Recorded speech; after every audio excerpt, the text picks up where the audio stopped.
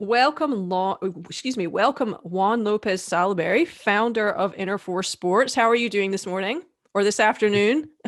Well, let's say I'm doing good since the morning.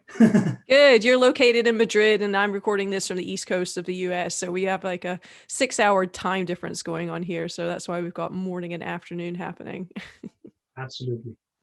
So at A Squared Bikes, we're excited to be partnering with you and Team Innerforce. So to get started, can you tell us about Innerforce Sports and the idea behind its foundation?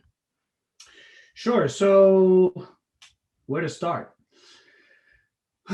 Let's say it's hard to start with the story because it's hard to know exactly when the story starts. You know, when Steve Jobs was talking about when you join the dots looking backwards, I think the story of this precedes the team precedes a lot of other things. But let's say Team Innerforce is basically the team of brand ambassadors of our brand, which is Innerforce, where we do custom apparel for athletes, mainly triathlon, cycling, running, swimming.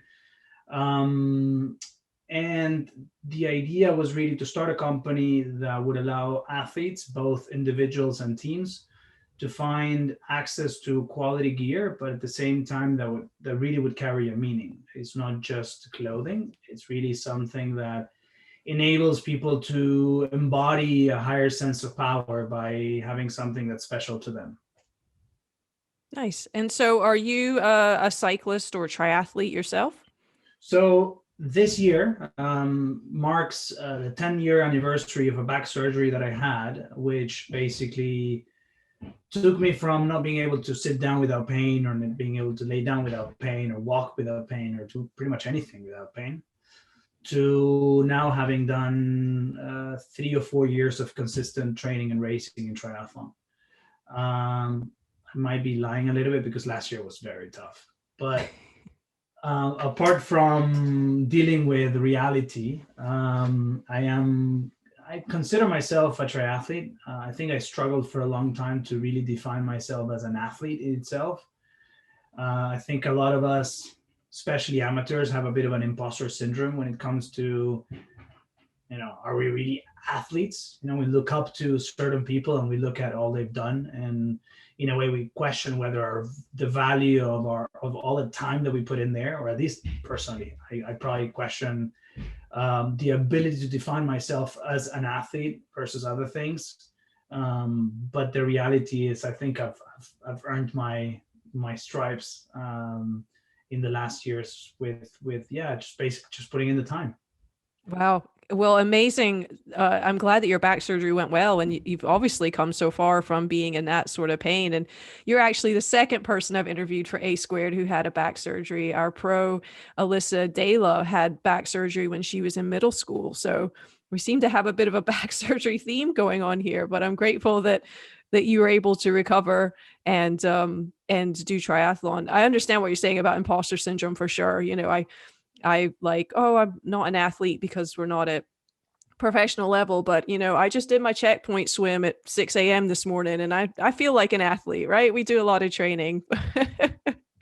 Yeah, I mean, today I swam my 3K. I'm basically doing now a challenge. And again, this is how it's hard for me to know when the story starts, because everything just gets connected. And this month I'm doing a streaming challenge. So we launched at Innerforce a partnership with the American Foundation for Suicide Prevention, where we're really working towards both things, I guess. Managing to fundraise for them, which is very, very important to be able to support the work that they do, which is far more important than what we do, or at least what I do.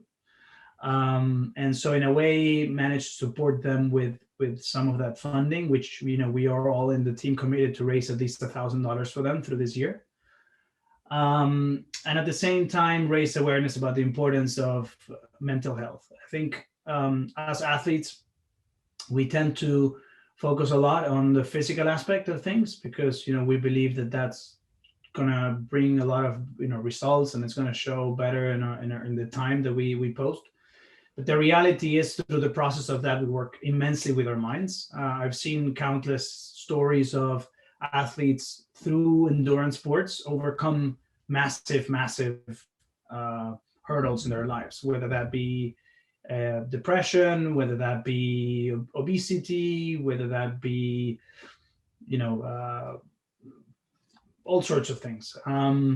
And the reality is, a lot of us have seen how sport has the power to transform our own reality and everyone's around us. But at the same time, I guess that level of closeness to it also should be reflected in a bit of an heightened level of consciousness about the fact that other people are not there, and that there we might need support for this, and we might be to be aware of this, because we never know when we're going to need to be there, and we also never know how to deal with a lot of these things. So I think a big part of this is also creating opportunities to have these conversations.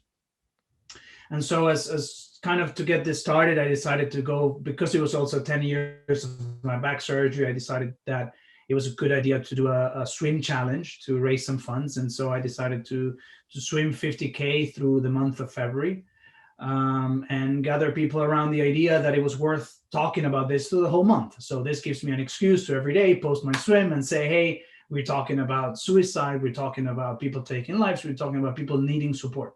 And so I think a part of this is basically sort of, breaking the taboo, allowing people to talk about it, and at the same time remembering that we might need to be more conscious, to be a bit more aware.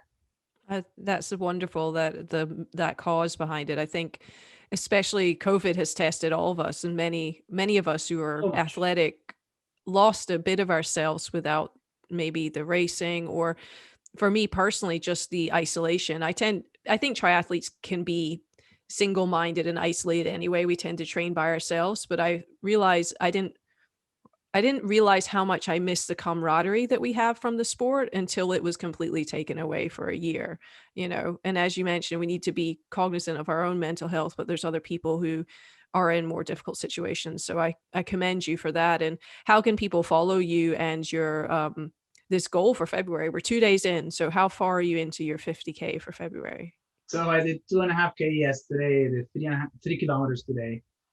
I'm trying to see how I'll post this, because in a way you don't want to do every day the same length, right? So I guess it's about also finding some sort of periodicity in how I do it. So I'll probably tomorrow do a little bit less, and then maybe assess if I need a bit of a rest, or then just keep going up, or it's just it'll be a fun ride. I'll post it all on my social networks, which is at Lopez Salaberry. But if it's any easier, we can always find ourselves through Innerforce Sports, which is also our Instagram, our Facebook, and everything else. Perfect. But yeah, I mean, I think the most important part, and I have to say this because I think it's far more important than any other narrative that we might have touched on today, is the fact that through this, it opened my eyes also that this sort of thing is closer than we think. And when we start talking to people, I can tell you already, in 3 days of talking to people about this, there's countless stories that I was never aware of. And that already, by just saying, hey, we're opening up the conversation, let's talk about this, it's okay, it's quite an eye-opener. It is. I agree with you on that. So let's talk a little bit about Innerforce Sports. What is your mission? How do you sum up the mission of Innerforce Sports? I think the goal is really to try to, in a way, provide people a platform to feel special and find out what they're capable of. I think we see ourselves a little bit, I mean, and I know it might sound a little bit corny, but we see ourselves like not really selling clothes, but rather like capes for superheroes, that in a way, once they wear something that makes them feel special, they can go the extra mile. And I think that part of that is that time in the race, when you look at your suit and you have your partner's name or something that really in a way reminds you of a sense of purpose and meaning. But it's also, I guess, a culture behind the brand, that I don't care if someone has to be, if someone's wearing today, I mean, I see your brand wearing over there, but I think what's most important for me, other than you buying a t-shirt from us, the next time you have to wear one, I think it's more important that you even know what we stand for, and that in a way there's something here that you can take with you. And I think that if we can, in a way, start this sort of culture mentality, I think that's really far more reaching than selling clothes in itself. Because I don't think any of us really just aspire to sell clothes. I think what we really are in for is to support people in their path, and hopefully provide a little step in the right direction for people to find out what their potential really is. Oh, that's great. Yeah. Um, I really like that mission. I really like companies that have something beyond just trying to sell you stuff, right?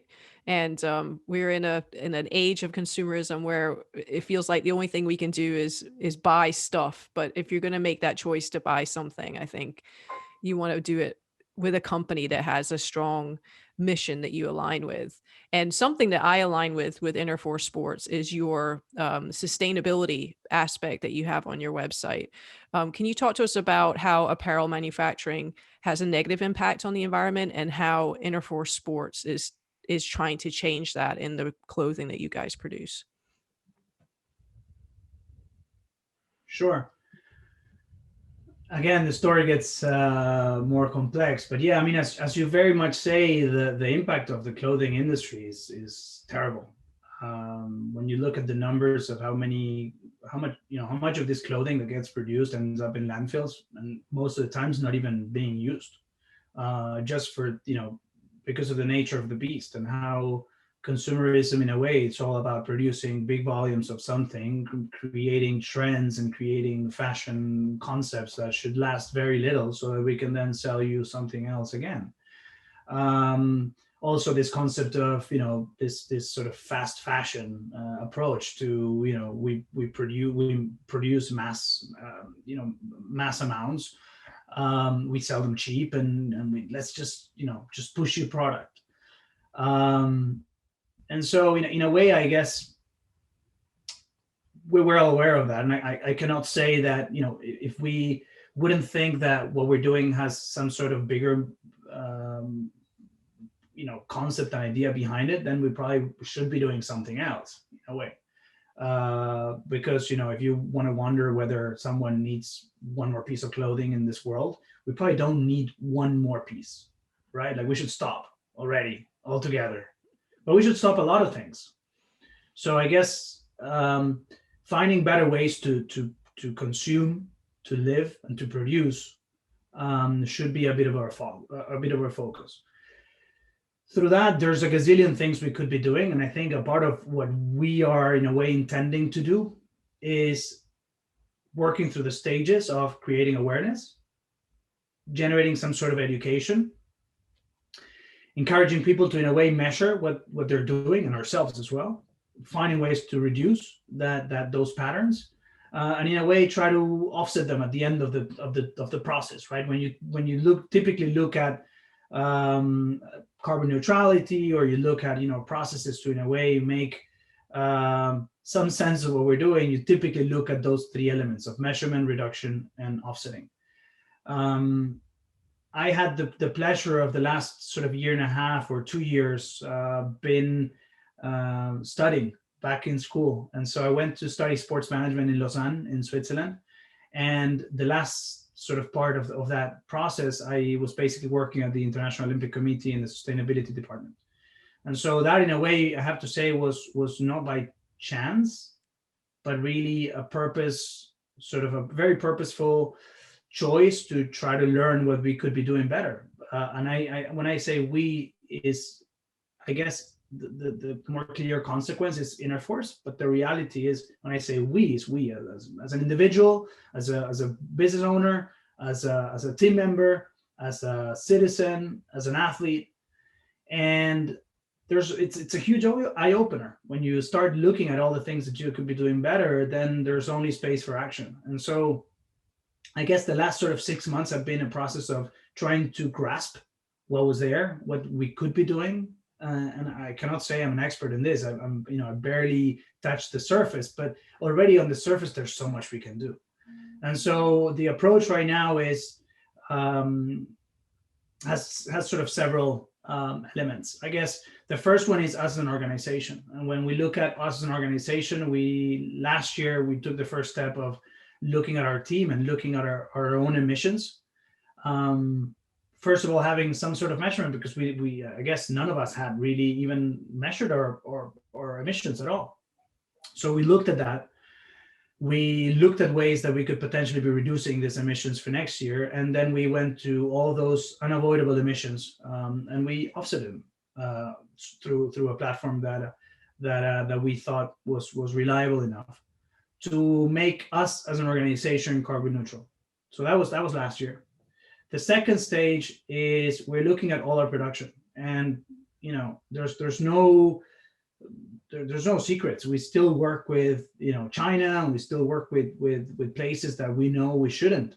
In a way, if we would like to be, I guess, the best versions of ourselves. And so we're now sort of looking at all the things that we can do through our production to make sure that footprint gets reduced. But at the same time, we're also taking that first step of measuring, and we're also going to be offsetting all the emissions of our production. So we're working with an organization called Climate Neutral in the US. And so we're working with them to have some initial measurement. Then we're committing to a lot of reductions that we already have planned for this year. And the idea is to basically make all our production for this year climate neutral. Mm-hmm. Now, the next step, which I think it's even more interesting, is really taking the industry as a whole and taking us as athletes and understanding what we can be doing better. And so part of this is creating, I guess, materials and elements to work on, first of all, the awareness element of what, as athletes, we could be doing better on our daily lives. And then what we're sort of still working on, which is it's a bit of a secret, but I'll share it with you. We're working on providing support for athletes to become their own sources of advocacy within their communities, to impact on local and regional races, to adopt better practices. So there's a lot of things going on right now. World Triathlon has posted last year, and USA Triathlon also started something, which basically is providing guidelines for sports events to become more sustainable. And this is something that, if you look at it from a very strict point, these are targeted to race organizers and race directors. The reality is this shouldn't be the case. This should be also targeted to us athletes, because we have the power. And so this is something that we can wait for it to happen top to bottom, or we can actually empower ourselves and go out there and say, hey, I'm going to be paying an entry fee for this race. So why not make it better? And if we can do certain things that will impact my own community, my own local city and local area, why not? And it should be within us to have the chance to, want to take action. Now that we know, can we just ignore it? No, I love it.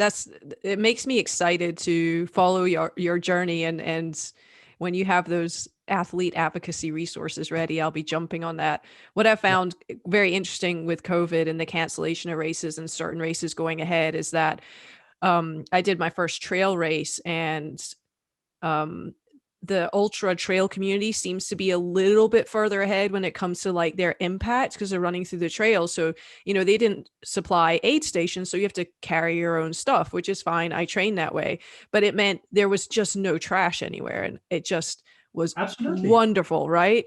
But then on the flip side, you had other races who, instead of having paper cups, had individual plastic bottles. And so it went the other way, So I think we're in a really interesting spot where we can come back and do things better, right?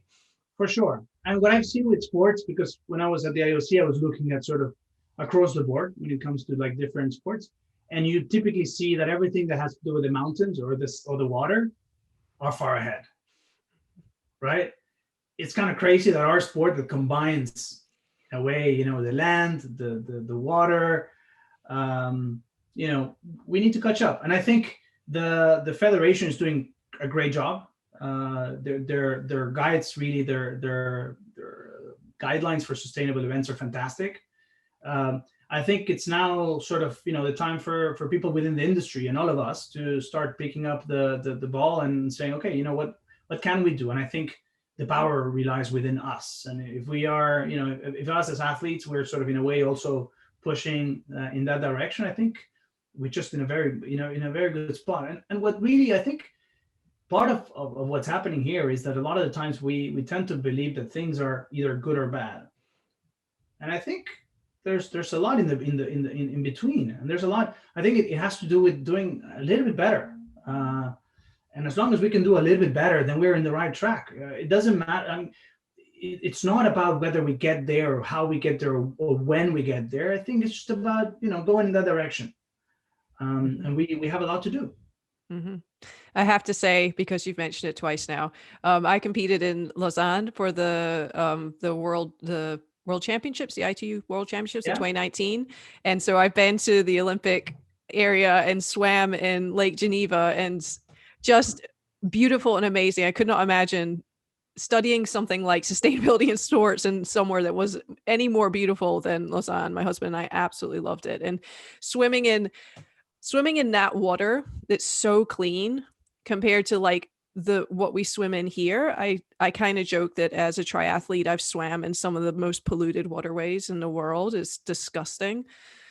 But then you have places like that as an example of how it could be, if we kind of got on the same page and had a love for the landscape. And I was remembering races where I couldn't even see a meter out, right?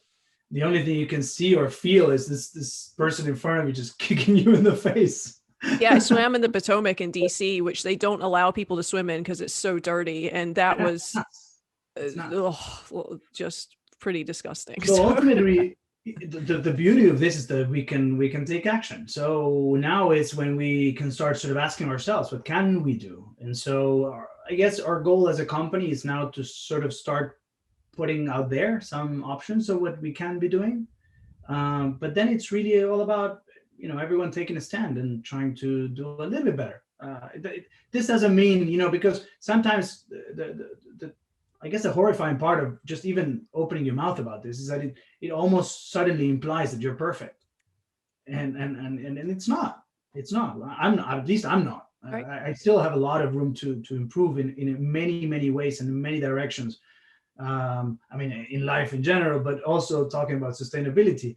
And so I guess our process as a company is just to go in that direction. And I think part of the interesting part of this sort of COVID stage is that we managed to reassess the whole company. And the idea of thinking everything and not leaving any sort of stone unturned is the fact that, there's nothing that you should be scared of touching. So we changed our packaging. We are completely sort of eliminating every single use plastic first, but the goal is to eliminate anything that's single use, anything, right? Because why do we need an extra label to make it look pretty, right? Like, why? So we're asking ourselves that question, and we're trying to eliminate everything that's single use. So we went for compostable packaging, but to get to packaging that works, it's tough.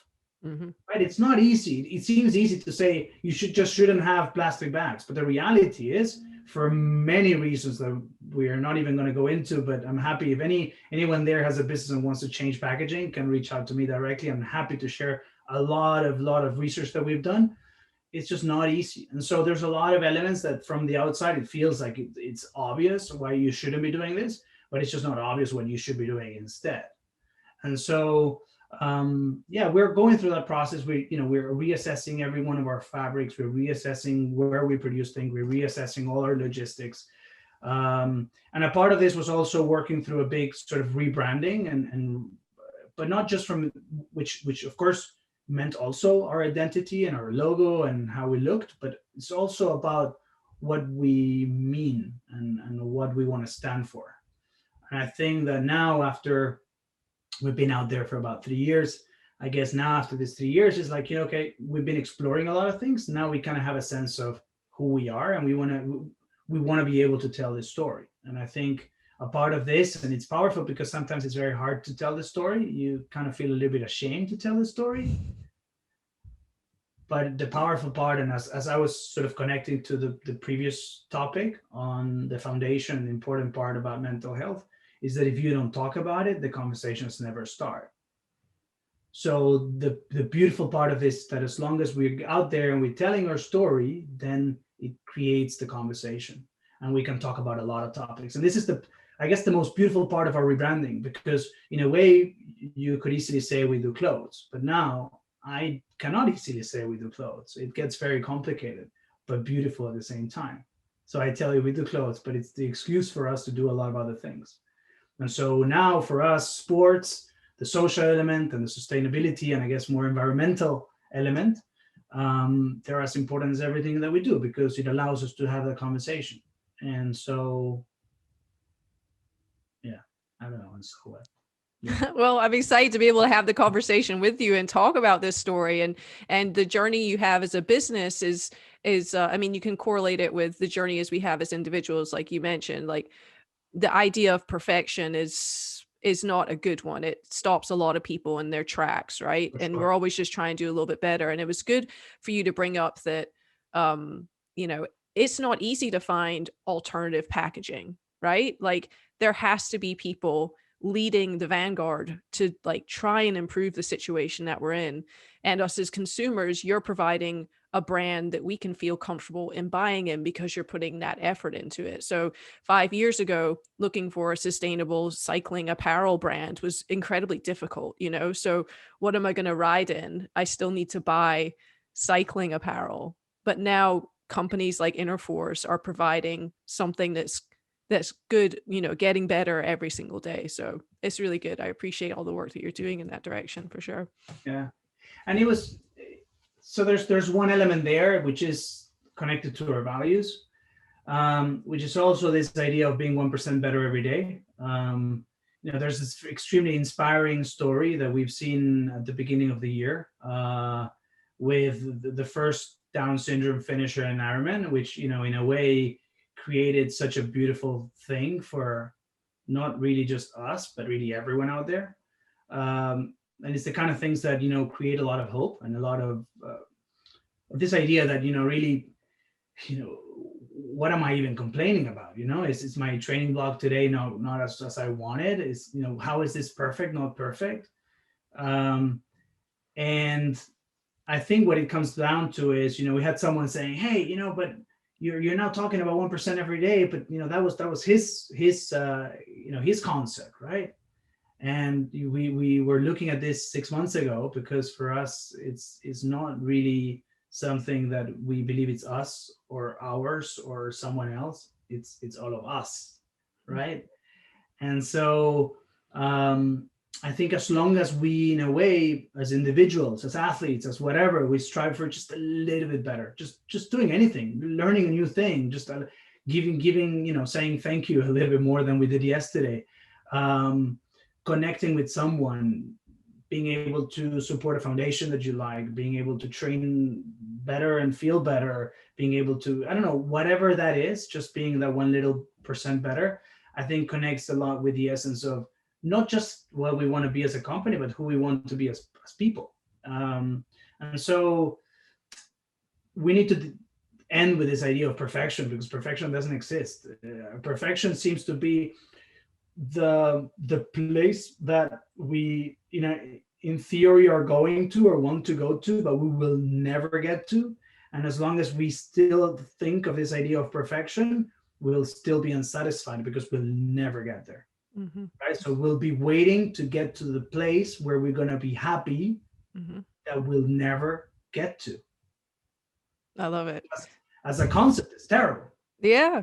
Well, it's interesting. So I agree with you, like, perfection doesn't exist, but I've also read, I believe it's in the 4 agreements, which I always reference, but the idea that what if we are perfect just right now, so like, even flip it, like, we're already perfect. So that doesn't mean you don't improve, but it means that you accept the place that you're at and then try to strive to do better. It's awesome.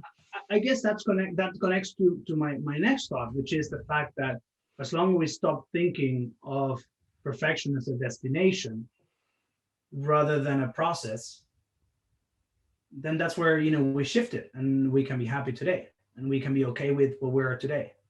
I think what it really comes down to, and I think especially in these times, I think it's extremely relevant right now, because I'm talking to so many people who are thinking, oh, when are things going to be okay again? When are things going to be normal again? I can't wait for things to get to X again. And the reality is, if we keep on thinking like this, because we don't even know when or if that's going to be or how that's going to look, but if we keep on thinking like this, we're gonna be wasting a lot of time just waiting for the moment, right? Hmm. And so instead, if we can shift it and we can make the most out of where we are today, then no one's going to take 1 second from us. I love it. I'm vibing on this so much, Juan. Across the ocean. So, what made you interested in teaming up with A Squared Bikes? So I think there's an interesting opportunity for, I'd say, smaller brands that have something to say, to come together and work towards connecting with the athletes and the individuals, the people that others would consider customers, in a way that they are part of our narrative. And I think A Square has this idea that something that might seem exclusive and elitist for a lot of people can be accessible to a lot more people. And I think from that side already, regardless of whether, and again, I don't mean this to sound strange, but regardless of the whole team is going to be riding on A Squared bikes or not, I think the most important part is that we can all resonate with the idea. So it's a little bit of what I was saying yesterday. I don't care if tomorrow you're going to be buying from us or from someone else. I think if part of this idea of the concept resonates with you and stays with you for a little bit, then we already won. And I think A Square has a similar story. I think that if we all for 1 second think of not only, hey, great, now I can buy a bike that before felt like I couldn't. What if we can all think that maybe there's people who cannot afford a bike or a tri bike like the one maybe you have? But what if there's a brand that allows other people to have access to the sport? What if we can do more things together to create opportunities for people to discover the sport, to get access, to get better in the sport? And in a way, I think a lot of this has to be about bringing barriers down in every possible sense. I think life, in a way, should be about bringing barriers down so that we can all find, again, this potential. We can all try to go and pursue what we want to pursue, and we can go and find out what that is. And so, yeah, I love the concept of, hey, bikes are too expensive. We can do it cheaper, and not cheaper in a way that it's cheap. I know cheap typically has a negative connotation versus what affordable might mean, but I'd like to think of it as a democratization of biking and triathlon. Yeah. Yeah. I feel that with A Squared as well. I know, goodness, yeah, triathlon can be elitist and maybe not intentionally, but the cost barrier is super high. And that's something that, actually last year in the US with the civil rights protests with Black Lives Matter made a lot of people reevaluate and assess the spaces that they were in.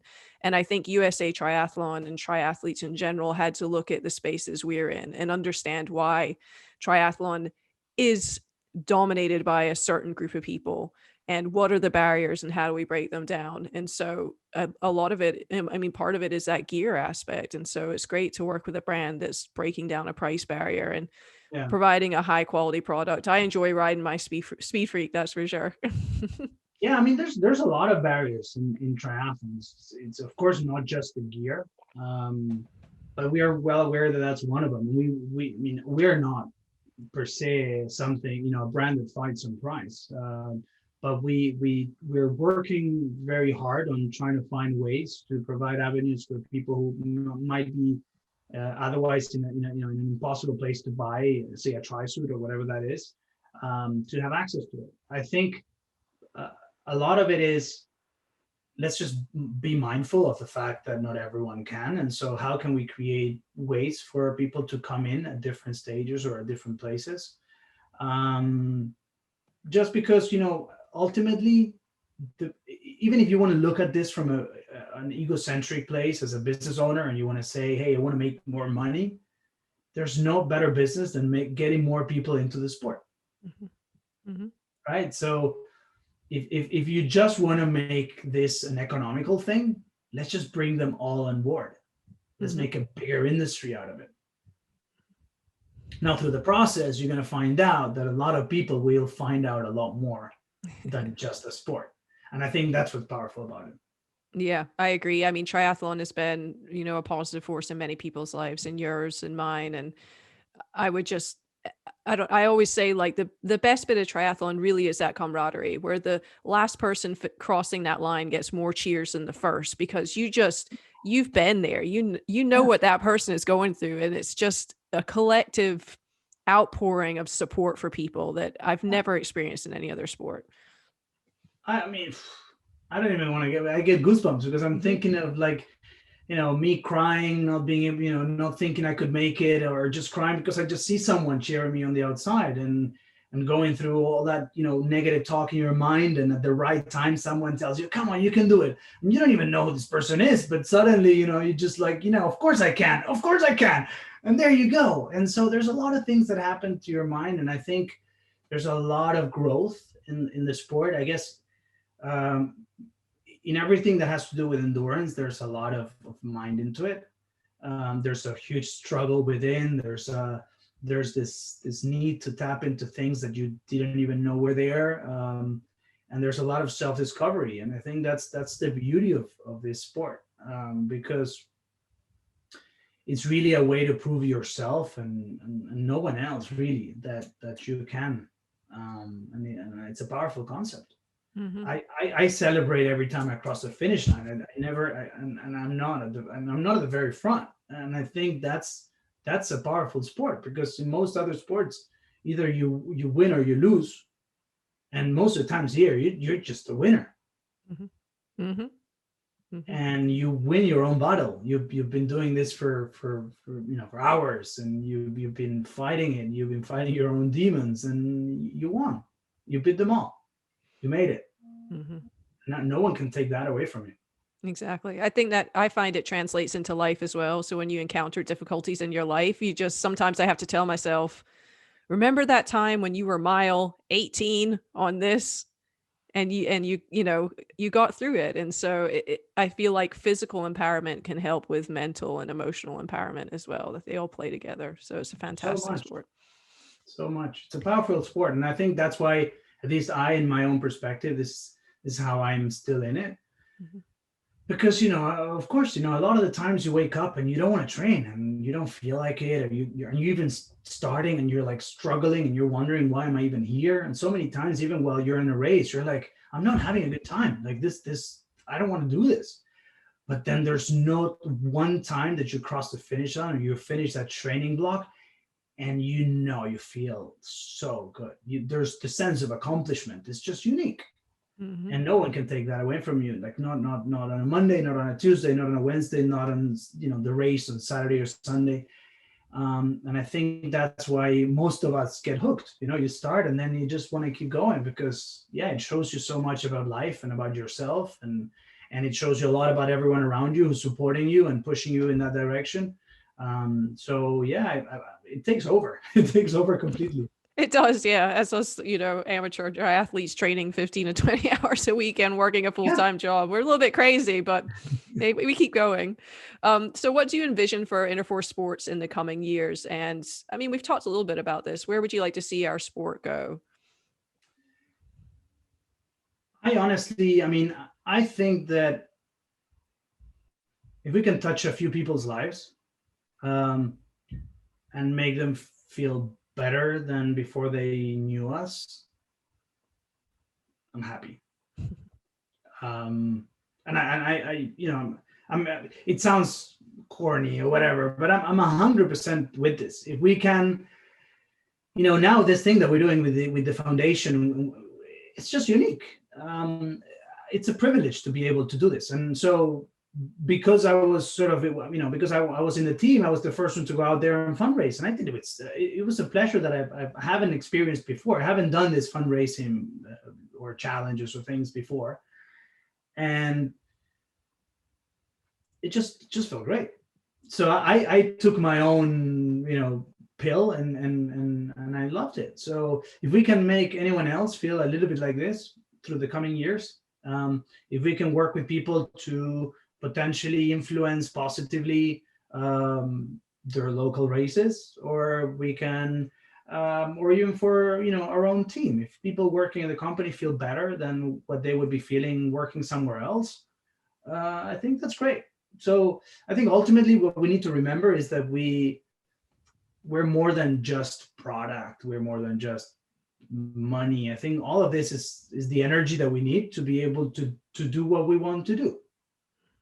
And if that fuel comes in, if that that is there, that energy is there, and we can capture it and put it into good use, then I think we have companies that make sense. And hopefully we'll be one of them. If we in a couple of years speak again and we say, hey, how you feel, and I can look back and say, hey, we've done this, and we managed to have some positive impact, we won. That's awesome.